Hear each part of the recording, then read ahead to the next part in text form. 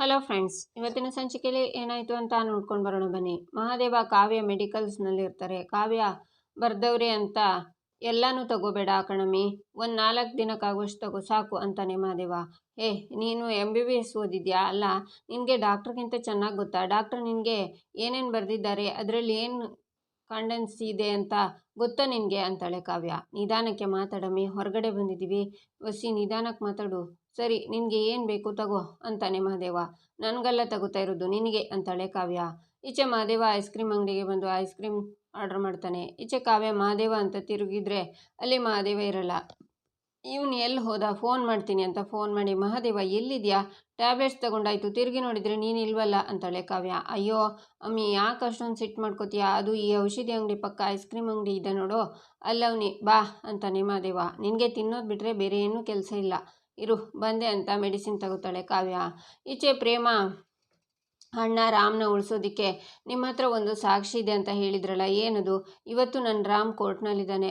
ಆ ಸ್ನೇಹ ಇಲ್ಲ ಸಲ್ಲದ ಆರೋಪ ಮಾಡಿ ಜೈಲಿಗೆ ಹಾಕಿಸ್ಬೇಕು ಅಂತಿದ್ದಾಳೆ.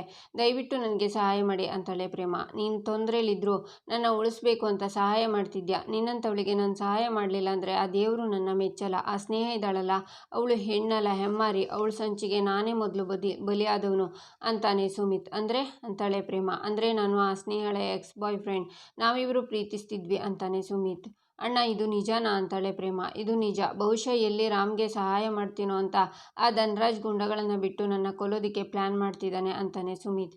ಇವಾಗ ನೀವು ನನಗೆ ಹೇಳಿದ್ದನ್ನು ಕೋರ್ಟಿಗೆ ಬಂದು ಹೇಳ್ತೀರಾ, ನನ್ನ ರಾಮನ ಉಳಿಸ್ತೀರಾ ಅಣ್ಣ ಅಂತ ಪ್ರೇಮ ಕೇಳ್ತಾಳೆ. ಹೇಳ್ತೀನಮ್ಮ, ಖಂಡಿತವಾಗ್ಲೂ ನಾನು ಬಂದು ಸಾಕ್ಷಿ ಹೇಳ್ತೀನಿ ಅಂತಾನೆ ಸುಮಿತ್. ಆಗ ಪ್ರೇಮ ಕೈ ಮುಗ್ದು, ಅಮ್ಮ ಮಂಗಳಗೌರಿ, ನೀನು ನಂಬಿದವರನ್ನ ಯಾವತ್ತೂ ಕೈ ಬಿಡಲ್ಲ ಅಂತ ನೀನು ಇವತ್ತು ಸಾವತ್ತು ಮಾಡಿಬಿಟ್ಟೆ ಅಣ್ಣ. ಇಷ್ಟು ದಿನ ಆಗಿದ್ದಾಯಿತು, ನಿನ್ನ ಜೀವಕ್ಕೂ ಬೆಲೆ ಇದೆ, ರಾಮ್ ಮರ್ಯಾದೆಗೂ ಬೆಲೆ ಇದೆ. ಇಬ್ಬರೂ ಸೇರಿ ಅವರಿಗೆ ಬುದ್ಧಿ ಕಲಿಸೋಣ ಅಂತಾಳೆ ಪ್ರೇಮ. ಆಗ ರೌಡಿಗಳು ಅವರನ್ನು ನೋಡಿ ಅಟ್ಟಿಸ್ಕೊಂಡು ಬರ್ತಾರೆ. ಅಷ್ಟರಲ್ಲಿ ಪ್ರೇಮ ಸುಮಿತ್ ಕಾರ್ ಹತ್ಕೊಂಡು ಅಲ್ಲಿಂದ ಎಸ್ಕೇಪ್ ಆಗ್ತಾರೆ. ಈಚೆ ಮಹಾದೇವ ಐಸ್ ಕ್ರೀಮ್ ತಿಂತಾ ಇರ್ತಾನೆ. ಆಗ ಕಾವ್ಯ ಬಂದು, ಮಹಾದೇವ ಏನು ಮಾಡ್ತಿದ್ದೆ ನೀನು, ನಡೆಯೋದಕ್ಕೆ ಒಂದು ಸ್ವಲ್ಪ ಆದರೆ ಸಾಕು, ಹೇಗೆ ಸಾಲಾಗಿ ಬೌಲ್ ಹಿಡ್ಕೊಂಡು ಕೂತಿದ್ದೆ ನೋಡು, ನಿನಗೆ ಆರೋಗ್ಯ ಮುಖ್ಯನಾ ತಿನ್ನೋದು ಮುಖ್ಯನಾ ಅಂತಾಳೆ ಕಾವ್ಯ. ಕಾವ್ಯ ನಿನಗೆ ಸಿಟ್ಟು ಜಾಸ್ತಿ ನೋಡು, ಅದು ಬಿಸಿಲು ಶಾನೆ ಇತ್ತಲ್ಲ, ಅದಕ್ಕೆ ಮೈ ಒಸಿ ತಂಪು ಮಾಡ್ಕೊಳ ಅಂತ ಐಸ್ ಕ್ರೀಮ್ ತಿನ್ನೋಕ್ಕೆ ಬಂದೆ. ನಿನಗೆ ಕುಲ್ಫಿ ಅಂದರೆ ಇಷ್ಟ ಅಲ್ವಾ ತಮ್ಮ, ಒಂದು ಕುಲ್ಫಿ ಐಸ್ ಕ್ರೀಮ್ ಅಂತಾನೆ ಮಹಾದೇವ. ನನಗೇನು ಬೇಡ, ನೀನು ತಿಂದಿದ್ದು ಸಾಕು, ನಡಿ ಹೋಗೋಣ ಅಂತಾಳೆ ಕಾವ್ಯ. ಹಾಗಾದರೆ ಇಲ್ಲಿರೋ ಬಟ್ಲ ಐಸ್ ಕ್ರೀಮ್ ನಾನೇ ತಿಂತೀನಿ ಅಂತಾನೆ ಮಹಾದೇವ. ಆಗ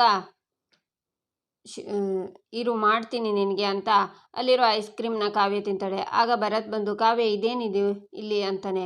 ಹಾಯ್ ಭರತ್ ಅಂತಾಳೆ ಕಾವ್ಯ. ಮಹಾದೇವ ನೀನು ಬಂದಿದ್ಯಾ, ಬಿದ್ದಿರೋ ಏಟಿಗೆ ತಿಂಗಳಾದ್ರೂ ಮೇಲೆ ಹೇಳಲ್ಲ ಅಂದ್ಕೊಂಡಿದ್ದೆ, ಅಂದ ಹಾಗೆ ಕಾಲು ನೋವು ಹೇಗಿದೆ ಅಂತಾನೆ ಭರತ್. ಇದೆಲ್ಲ ನನಗೆ ಯಾವ ಲೆಕ್ಕ ಇನ್ಸ್ಪೆಕ್ಟ್ರಪ್ಪ, ಇದಕ್ಕಿಂತ ಅಪ್ಪನಂಗೆ ಏಟು ತಿಂದು ಸುಧಾರಿಸ್ಕೊಂಡಿವ್ನಿ. ಅಲ್ಲ, ಇದೇ ಏಟು ನಿನಗೇನಾದರೂ ಬಿದ್ದಿದ್ರೆ ಸುಧಾರಿಸ್ಕೊಳ್ಳೋಕ್ಕೆ 1 ತಿಂಗಳಾದರೂ ಬೇಕಿತ್ತೇನೋ ಅಲ್ವಾ ಅಂತಾನೆ ಮಹಾದೇವ. ಐಸ್ ಕ್ರೀಮ್ ಪಾರ್ಟಿ ನಡೀತಿದ್ಯಾ ಅಂತಾನೆ ಭರತ್. ನಡಿಲೇಬೇಕಲ್ಲ, ಮೊನ್ನೆ ನನಗೆ ಅಪಘಾತ ಆಯಿತು ನೋಡು, ಅದ್ರ ಹಿಂದೆ ಒಂದು ದೊಡ್ಡ ಪ್ರಾಣಿ ಕೈವಾಡ ಐತೆ ಅಂತ ಗೊತ್ತಾದ್ಮೇಲೆ ಆ ಪ್ರಾಣಿ ಮಾತ್ರ ನನ್ನ ಕೈಗೆ ಸಿಕ್ಕಾಕೋಬೇಕು, ಹಾಗೆ ಅದ್ರ ಚರ್ಮ ಸುಲಿದ್ಬಿಡ್ತೀನಿ ಅಂತಾನೆ ಮಹಾದೇವ. ಹುಷಾರು ಮಹಾದೇವ, ಮೊದಲೇ ಪ್ರಾಣಿಗಳು ಏನು ಮಾಡೋಕ್ಕೂ ಹೇಸೋದಿಲ್ಲ, ನಾನು ತನಿಖೆ ಮಾಡ್ತಿದ್ದೀನಿ ಅಂತಾನೆ ಭರತ್. ಅಯ್ಯೋ ಪೊಲೀಸಪ್ಪ, ಯಾಕೆ ಟೈಮ್ ವೇಸ್ಟ್ ಮಾಡ್ಕೋತೀಯಾ, ಅವ್ನು ಸಿಗಾಕಿಲ್ಲ ಬಿಡು, ಯಾಕಂದರೆ ಮಾಡಿದವನು ನೀನೇ ಅಲ್ವಾ ಅಂತಾನೆ ಮಹಾದೇವ. ಭರತ್ ನೀನೇನಿಲ್ಲಿ ಅಂತಾಳೆ ಕಾವ್ಯ. ಅದು ಪಕ್ಕದ ಜ್ಯುವೆಲ್ಲರಿ ಶಾಪಲ್ಲಿ ದರೋಡೆ ಆಗಿದೆ ಅಂತ ನ್ಯೂಸ್ ಇತ್ತು, CCTV ಚೆಕ್ ಮಾಡೋಕ್ಕೆ ಬಂದಿದೆ ಅಂತಾನೆ ಭರತ್. ಮಹಾದೇವ ತಿಂದಿದ್ದಾಯ್ತಲ್ಲ, ಹೊರಡೋಣ ಅಂತಾಳೆ ಕಾವ್ಯ. ಹೆಂಡತಿ ಹೇಳಿದ್ಮೇಲೆ ಗಂಡ ಕೇಳದೆ ಇರ್ತಾನ, ಹೋಗೋಣ ಹೆಂಡತಿ ಅಂತಾನೆ ಮಹಾದೇವ. ಭರತ್ ಬಾಯ್ ಅಂತಾಳೆ ಕಾವ್ಯ. ಬಾಯ್ ಅಂತ ಮಹಾದೇವ ಬರುವಾಗ ಭರತ್ ಅವನ ಕಾಲಿಗೆ ತನ್ನ ಕಾಲನ್ನು ಅಡ್ಡ ಹಾಕ್ತಾನೆ. ಆಗ ಮಹಾದೇವ ಬೀಳೋಕ್ಕೆ ಶುರು ಆಗ್ತಾನೆ. ಕಾವ್ಯ ಹಿಡ್ಕೋತಾಳೆ. ಇನ್ನೂ ಸರಿಯಾಗಿ ಹುಷಾರಾಗಿಲ್ಲ ಅನ್ಸತ್ತೆ ಪಾಪ, ಸರಿಯಾಗಿ ನಡೆಯೋಕ್ಕೂ ಆಗ್ತಿಲ್ಲ. ಕಾವ್ಯ ಮಹಾದೇವನ ಚೆನ್ನಾಗಿ ನೋಡ್ಕೋ, ಇಲ್ಲ ಅಂತಂದರೆ ಮತ್ತೆ ಆಸ್ಪತ್ರೆಗೆ ಸೇರಬೇಕಾಗುತ್ತೆ ಅಂತಾನೆ ಭರತ್. ನೀನು ಅದ್ರ ಚಿಂತೆ ಮಾಡಬೇಡ ಪೊಲೀಸಪ್ಪ, ನಾನು ಬಿದ್ದರೆ ಹೆಗ್ಲು ಕೊಡೋಕ್ಕೆ ನನ್ನ ಹೆಂಡ್ರವಳೆ, ನೀನೇ ನೋಡಿದ್ಯಲ್ಲ ನನ್ನ ಕೆಳಗೆ ಬೀಳೋಕ್ಕೂ ಬಿಡದೆ ಹಿಂಗೆ ಹಿಡ್ಕೊಂಡ್ಲು ಅಂತ. ಅಷ್ಟೊಂದು ಕಾಳಜಿ ಅವಳಿಗೆ ನಾನಂದರೆ. ಅವಳ ಕಾಳಜಿ ಪ್ರಪಂಚಕ್ಕೆ ಗೊತ್ತಾಗಬೇಕು ಅಂತಲೇ ಈ ಎಡವರಾಯಿತೇನೋ, ಬರಲಾ ಅಂತಾನೆ ಮಹಾದೇವ. ಭರತ್ಗೆ ಕಣ್ಣು ಹೊಡೆದು ಕಾವ್ಯನ ಹಿಡ್ಕೊಂಡು ಹೋಗ್ತಾನೆ. ಈಚೆ ಪ್ರೇಮ ಸುಮಿತ್ ಬರ್ತಾ ಇರೋ ಕಾರನ್ನು ರೌಡಿಗಳು ಫಾಲೋ ಮಾಡ್ಕೊಂಡು ಬರ್ತಾರೆ. ಪ್ರೇಮ ಅವ್ರು ತುಂಬ ಹತ್ತಿರ ಬಂದುಬಿಟ್ರು, ಇವತ್ತು ನಮ್ಮ ಕತೆ ಮುಗೀತು ಅನಿಸುತ್ತೆ ಅಣ್ಣ, ಬೇಗ ನಡೀರಿ ಅಂತಾನೆ ಸುಮಿತ್. ಅಣ್ಣ ದಯವಿಟ್ಟು ಎಲ್ಲೂ ಗಾಡಿ ನಿಲ್ಲಿಸ್ಬೇಡಿ, ಎಲ್ಲೆಲ್ಲಿ ಜಾಗ ಸಿಗುತ್ತೋ ಅಲ್ಲೆಲ್ಲ ನುಗ್ಸಿ ಅಣ್ಣ, ಕೋರ್ಟ್ ತುಂಬ ಹತ್ತಿರ ಇದೆ, ನಾವು ಆದಷ್ಟು ಬೇಗ ಕೋರ್ಟ್ಗೆ ಹೋಗಬೇಕು ಅಂತಾಳೆ ಪ್ರೇಮ. ಆಗ ರೌಡಿಗಳು ಅವ್ರ ಕಾರಿಗೆ ಅಡ್ಡ ಹಾಕಿ ಕಾರಿಂದ ಇಳಿದು ಇಬ್ಬರು ಕಾರಿಂದ ಕೆಳಗೆ ಇಳಿದ್ರೆ ಒಳ್ಳೆಯದು, ಇಲ್ಲ ಅಂದರೆ ಗಾಡಿ ಸಮೇತ ಸುಟ್ಟಾಕ್ಬಿಡ್ತೀವಿ ಅಂತಾನೆ ರೌಡಿ. ಅಣ್ಣ, ನಾವೇನಾದರೂ ಕಾರಿಂದ ಇಳಿದೆ ಇಲ್ಲೇ ಕೂತ್ರೆ ಅವ್ರು ನಮ್ಮನ್ನು ಸುಮ್ಮನೆ ಬಿಡಲ್ಲ. ಎಡಗಡೆ ಒಂದು ಗಲ್ಲಿ ಇದೆ, ಅಲ್ಲಿಗೆ ಓಡೋಗೋಣ, ಅಲ್ಲಿಂದ ಕೋರ್ಟ್ ತುಂಬ ಹತ್ರ, ಬನ್ನಿ ಅಂತ ಪ್ರೇಮ ಕಾರಿಂದ ಇಳಿತಾಳೆ. ಸುಮಿತ್ ಕೂಡ ಕಾರಿಂದ ಇಳಿತಾನೆ. ರೌಡಿ ಖುಷಿಯಿಂದ ನಗ್ತಾ ಬರುವಾಗ ಪ್ರೇಮ ಓಡ್ತಾಳೆ. ಸುಮಿತ್ ಕೂಡ ಅವಳ ಹಿಂದೆನೇ ಓಡ್ತಾನೆ.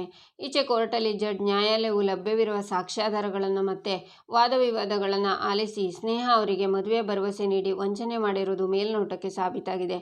ಆದ್ದರಿಂದ ಕೋರ್ಟು ಈ ತೀರ್ಪನ್ನು ನೀಡ್ತಾ ಇದೆ. ಆರೋಪಿ ರಾಮ್ ಅವರು ಫಿರ್ಯಾದುದಾರರಾದ ಸ್ನೇಹ ಅವರಿಗೆ 3 ಕೋಟಿ ರೂಪಾಯಿಯನ್ನು ನೀಡಬೇಕು, ಮತ್ತೆ ಡಾಕ್ಟರ್ ರಾಮ್ ಅವರಿಗೆ ಕಠಿಣ ಕಾರಾಗೃಹ ಶಿಕ್ಷೆಯನ್ನು ವಿಧಿಸಲಾಗಿದೆ ಅಂತಾರೆ. ಎಲ್ಲರೂ ಶಾಕ್ನಿಂದ ನೋಡ್ತಿದ್ರೆ ಸ್ನೇಹ ಧನರಾಜ್ ಖುಷಿಯಿಂದ ನಗ್ತಾರೆ. ಆಗ ಪ್ರೇಮ ಬಂದು 1 ನಿಮಿಷ ನಿಲ್ಲಿಸಿ ಅಂತಾಳೆ. ಎಲ್ಲರೂ ಆ ಕಡೆನೇ ನೋಡ್ತಾರೆ. ಪ್ರೇಮ ಕೋರ್ಟ್ ಒಳಗೆ ಬಂದು ಕೈ ಮುಗಿದು ನಮಸ್ಕಾರ ಸ್ವಾಮಿ ಅಂತಾಳೆ. ನೀವು ತೀರ್ಪಿಗೆ ಸಹಿ ಹಾಕೋಕ್ಕೂ ಮುಂಚೆ ಈ ಸ್ನೇಹಳ ಅಸಲಿ ಮುಖ ನಿಮ್ಗೆಲ್ರಿಗೂ ಗೊತ್ತಾಗಬೇಕು. ಇವತ್ತು ರಾಮ್ ನನ್ನ ಪ್ರೀತಿ ಮಾಡಿದ್ದಾನೆ, ಮೋಸ ಮಾಡಿದ್ದಾನೆ ಅಂತ ಕೋರ್ಟಿನ ದಾರಿ ತಪ್ಪಿಸಿದ್ದಾಳೆ ಇವಳು ಅಂತಾಳೆ ಪ್ರೇಮ. ಏಯ್ ಪ್ರೇಮ, ಬಾಯಿಗೆ ಬಂದ ಹಾಗೆಲ್ಲ ಮಾತಾಡಬೇಡ, ಇದು ಕೋರ್ಟು, ಮನೆಯಲ್ಲ ಅಂತಾಳೆ ಸ್ನೇಹ. ಸ್ವಾಮಿ, ರಾಮ್ ಯಾರಿಗೂ ಮೋಸ ಮಾಡಿಲ್ಲ. ಸ್ನೇಹ, ಇವತ್ತು ರಾಮ್ನ ಪ್ರೀತಿಸ್ತಿದ್ದೀನಿ, ಅವನಿಗೋಸ್ಕರ ಎಷ್ಟೋ ಕನಸನ್ನು ಕಟ್ಕೊಂಡಿದ್ದೀನಿ ಅಂತ ಹೇಳಿದ್ದೆಲ್ಲ ಸುಳ್ಳು. ಸ್ನೇಹ ಮೊದಲನೇ ಪ್ರೇಮಿ ಸುಮಿತ್, ಅವನಿಗೂ ಹೀಗೆ ಪ್ರೀತಿ ಮಾಡ್ತೀನಿ ಅಂತೆಲ್ಲ ಹೇಳಿ ಕನಸನ್ನು ತೋರಿಸಿ ಮೋಸ ಮಾಡಿದ್ದಾಳೆ. ಅವನನ್ನು ಮದುವೆ ಆಗ್ತೀನಿ ಅಂತಲೂ ಮಾತು ಕೊಟ್ಟಿದ್ದಾಳೆ ಅಂತಾಳೆ ಪ್ರೇಮ. ಸುಳ್ಳು ಯುವರ್ ಆನರ್, ಇವಳು ಸುಳ್ಳು ಹೇಳ್ತಿದ್ದಾಳೆ ಅಂತಾಳೆ ಸ್ನೇಹ. ನಾನು ಸತ್ಯನೇ ಹೇಳ್ತಿದ್ದೀನಿ. ತನ್ನ ಸ್ವಾರ್ಥಕ್ಕೋಸ್ಕರ ಅವರನ್ನು ಪ್ರೀತಿ ಮಾಡಿ ಅವರನ್ನು ನಿರ್ದಾಕ್ಷಿಣ್ಯವಾಗಿ ಮೋಸ ಮಾಡಿರೋದು ಇವಳು. ಇವತ್ತು ರಾಮ್ಗೆ ಶಿಕ್ಷೆ ಆದರೆ ಅವಳು ಈ ವಿಷಯನ ಇಲ್ಲೇ ಬಿಡಲ್ಲ. ನಾಳೆ ಇನ್ನೊಬ್ಬರ ಹಿಂದೆ ಹೋಗಿ ಅವ್ರ ಜೀವನನೂ ಹಾಳು ಮಾಡಿ ಅವರನ್ನು ಬೀದಿಗೆ ತರ್ತಾಳೆ ಅಂತಾಳೆ ಪ್ರೇಮ. ಏಯ್ ಪ್ರೇಮ, ನನ್ನ ಮೇಲೆ ಇಲ್ಲದೆ ಇರೋ ಆರೋಪ ಮಾಡಿದರೆ ನಿನ್ನ ಮೇಲೆ ಮಾನನಷ್ಟನ ಮೊಕದ್ದಮೆನ ಹಾಕಬೇಕಾಗುತ್ತೆ ಯುವರ್ ಆನರ್. ಸುಮಿತ್ ಯಾರು ಅಂತಲೇ ನನಗೆ ಗೊತ್ತಿಲ್ಲ ಅಂತಾಳೆ ಸ್ನೇಹ.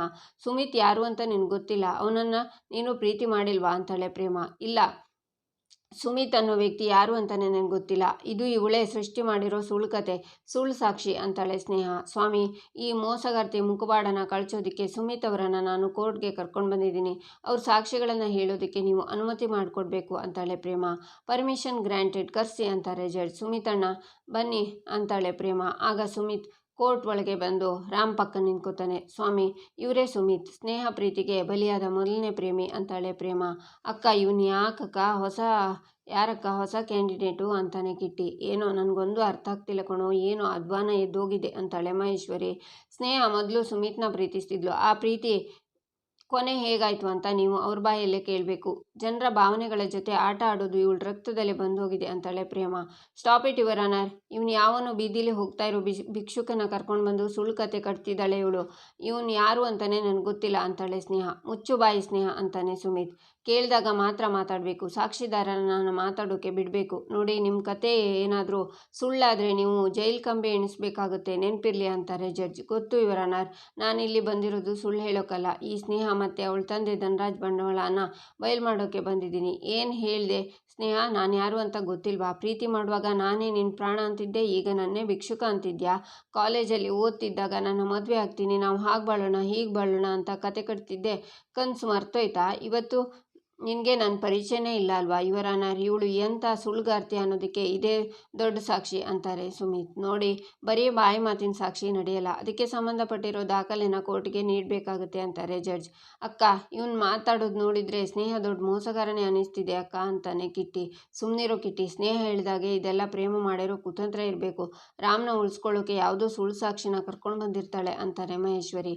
ನಿನಗೆ ರಾಮ್ ಜೈಲಿಗೆ ಹೋಗಬೇಕು ಅನ್ನೋ ಆಸೆ ಇದೆಯಾ ಅಕ್ಕ ಅಂತಾನೆ ಕಿಟ್ಟಿ. ಹಾಗಲ್ಲ ಕಣೋ, ಸ್ನೇಹ ನನ್ನ ಮನೆ ಸೊಸೆ ಆಗಬೇಕು, ಪ್ರೇಮ ರಾಮ್ ಜೀವನದಿಂದ ದೂರ ಹೋಗಬೇಕು, ಇಷ್ಟೇ ನನ್ನ ಆಸೆ ಅಂತಾರೆ ಮಹೇಶ್ವರಿ.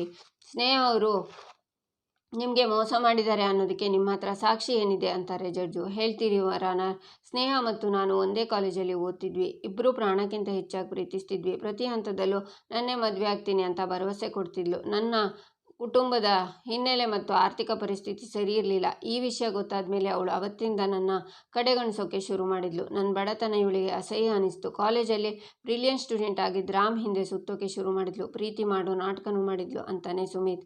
ಯುವರ್ ಆನರ್, ಇವನು ಸುಳ್ಳು ಹೇಳ್ತಿದ್ದಾನೆ ಅಂತಾರೆ ಧನರಾಜ್. ಸೈಲೆನ್ಸ್, ನೀವು ಕೂತ್ಕೊಳ್ಳಿ.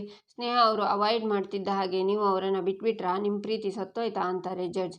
ನೋ ಯುವರ್ ಆನರ್, ಇವತ್ತಿಗೂ ನಾನು ಅವಳನ್ನು ಪ್ರೀತಿಸ್ತಿದ್ದೀನಿ. ಅವಳು ಬಂದರೆ ಮದುವೆನೂ ಆಗ್ತೀನಿ ಅಂತಾನೆ ಸುಮಿತ್. ನೋ ಅಂತ ಕೂಗ್ತಾಳೆ ಸ್ನೇಹ.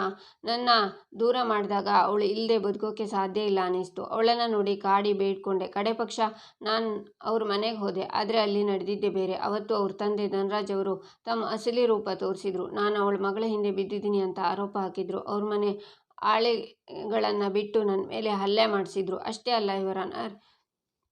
ಇವತ್ತು ಹೇಗೆ ರಾಮ್ ಮೇಲೆ ಸುಳ್ಳು ಕೇಸ್ ಹಾಕಿ ಬೆದರಿಸ್ತಾ ಇದ್ದಾರೋ ಹಾಗೆ ನನ್ನನ್ನು ಅವತ್ತು ಸುಳ್ಳು ಕೇಸ್ ಹಾಕಿ ಜೈಲಿಗೆ ಕಳಿಸ್ತೀನಿ ಅಂತ ಬೆದರಿಸಿದ್ರು. ಈ ತಂದೆ ಮಗಳು ಸೇರಿಕೊಂಡು ಏನು ಮಾಡಿದ್ರು ಗೊತ್ತಾ ಯುವರ್ ಆನರ್ ಅಂತ ಫ್ಲ್ಯಾಶ್ ಬ್ಯಾಕ್ಗೆ ಹೋಗ್ತಾನೆ ಸುಮಿತ್.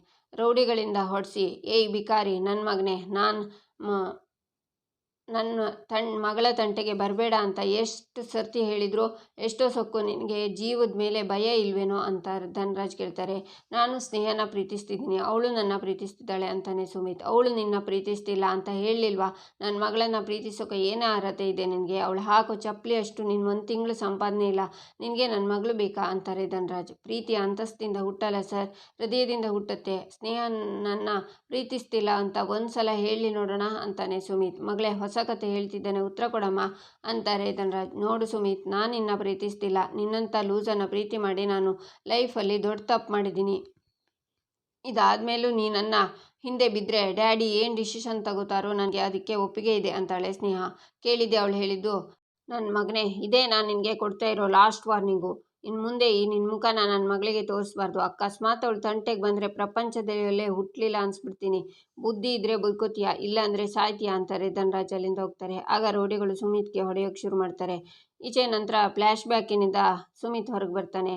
ಈ ನ್ಯಾಯಾಲಯವು ಸುಮಿತ್ ಅವರ ಒದಗಿಸಿದ ಫೋಟೋಗಳನ್ನು ಅಧಿಕೃತ ಎಂದು ಪರಿಗಣಿಸಿ ರಾಮ್ ಅವರ ಮೇಲೆ ಹೊರಿಸಲಾದ ಎಲ್ಲ ಆರೋಪಗಳನ್ನು ಸುಳ್ಳು ಎಂದು ಸಾಬೀತಾದ ಕಾರಣ ಈ ಕೇಸನ್ನು ವಜಾಗೊಳಿಸಲಾಗಿದೆ ಅಂತಾರೆ ಜಡ್ಜ್. ನಂತರ ರಾಮ್ ಆಸ್ಪತ್ರೆ ಬಂದು ರಿಸಿಗ್ನೇಷನ್ ಲೆಟರ್ನ ಕೊಟ್ಟು, ಇವತ್ತಿನಿಂದ ಈ ಆಸ್ಪತ್ರೆಗೂ ನನಗೂ ಯಾವ ಸಂಬಂಧನೂ ಇಲ್ಲ, ಗುಡ್ ಬೈ ಅಂತ ಧನರಾಜ್ ಸ್ನೇಹ ಮುಖದ ಮೇಲೆ ಬಿಸಾಕಿ ಅಲ್ಲಿಂದ ಹೋಗ್ತಾನೆ.